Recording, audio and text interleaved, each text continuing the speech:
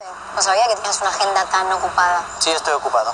Quiero entrenar para la competencia. Justamente de eso quería hablar con vos. Ah, perfecto. Porque yo también te tengo que decir un par de cositas. ¿Ah, sí? Sí. No me gustó para nada tu actitud con Luna y Simón. Bueno, parece que en eso estamos de acuerdo. A mí tampoco me gustó para nada tu actitud con ellos y conmigo. ¿Mi actitud? Sí. No sé qué es lo que te está pasando últimamente, Mateo, pero estás muy diferente, sos otro. Yo quiero ser la mejor y hago de todo para lograrlo, como siempre, pero parece que esta vez soy la única. No entiendo por qué me estás diciendo eso. Siento que no sos más el chico que conocí, el ganador que era capaz de todo para triunfar.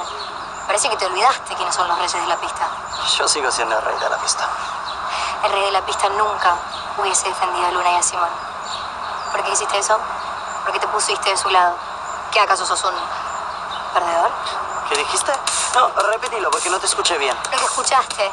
Y lo siento mucho, Mateo, pero yo no estoy con perdedores. Yo no soy perdedor. ¿Estás seguro? Porque yo creo que esta versión de Mateo Balzano no tiene nada que ver con Amber Smith. Yo solamente estoy con ganadores. ¿Qué me quieres decir? Lo que te quiero decir es que a partir de este momento sos parte de mi pasado.